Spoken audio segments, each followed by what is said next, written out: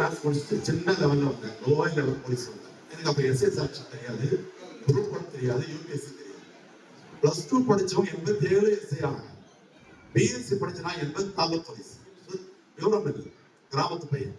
So அந்த மாதிரி உங்களுக்கு நிறைய ஆப்பர்ச்சுனிட்டிஸ் சென்னையில இப்போ யூடியூப்ல நிறைய விஷயங்கள் வருது, ஃபேஸ்புக்ல வருது, இன்ஸ்டாகிராம்ல வருது, நிறைய ட்ரைனிங் சென்டர்ஸ் இருக்கு, கோச்சிங் சென்டர்ஸ் இருக்கு. பசங்களை மோட்டிவேட் பண்ணுங்க. டிகிரி முடிச்சவங்க பிளஸ் டூ முடிச்சா, நம்ம 10th முடிச்சா போலீஸ் எலிஜிபிள். டிகிரி முடிச்சிட்டீங்கன்னாக்கா எஸ்ஐ செலக்ஷன் போயிடலாம். போனோம்னா குயிக்கா போகலாம், லிஃப்ட்ல ஒரு கட்டத்துக்கு போயிடலாம்.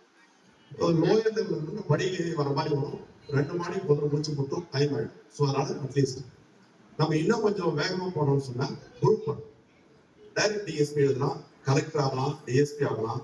குரூப் 2 எழுதலாம், எல்லாமே கிரீனிங்ல சைன் பண்ணலாம், கெசட் ஆபீசர். நம்ம வீட்டு வாசல்ல வண்டி நிற்கும், கீழே இறங்கினா வண்டியில ஜீப்ல, அரசாங்க ஜீப்ல ஏறிக்கலாம். நமக்கு கூடவே ஒரு 2 பேர் இருப்பாங்க, டிரைவர் கூட ஹெல்ப் இருப்பாங்க.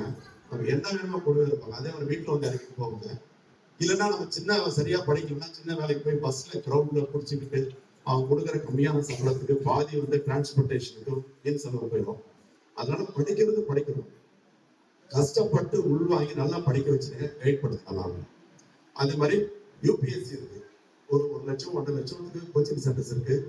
அரசாங்கத்திலேயே நடத்துறது கோச்சிங் சென்டர்ஸ் இருக்கு. பணம் இல்லாதவங்க அதுலயும் படிச்சுக்கலாம். கைட்லைன்ஸ் தான். எப்படி வந்து திடீர்னு வந்து நீச்சல் அடிக்க தண்ணியில் இறங்கும் போது முதல் நாள் வந்து அவ்வளவு தண்ணியில மிதக்க முடியாது. அதே பர்சன் திரும்ப திரும்ப ட்ரை பண்ணும் போது ஒரு சில நாட்கள்ல மிதக்கிறாரு. அப்போ அதே இடம் தான், இப்போ அதே இடம் தான். அப்ப ஏன் மிதக்க முடியல? பிராக்டிஸ் இல்லை. எப்படி பொசிஷன் வச்சா பாடி என்ன மாதிரி கை கால் ஷேப் பண்ண தண்ணியில மிதக்கலாம். எக்ஸ்பீரியன்ஸ் ஆக கை கால் ஆட்டாம தண்ணியில மிதக்கிறாங்க இல்லையா? சைக்கிள் ஓட்டுற மாதிரி தான். முதல் நாள் சைக்கிள் ஓட்டும் போது எழுந்து லெப்ட்ல ரைட்ல விழுவோம். அப்புறம் அதே மாதிரி தான் கோச்சிங் சென்டர்ஸ் போனா கைட் பண்ணுவாங்க. 10 ஆண்டு கால கொஸ்டின் பேப்பர்ஸ்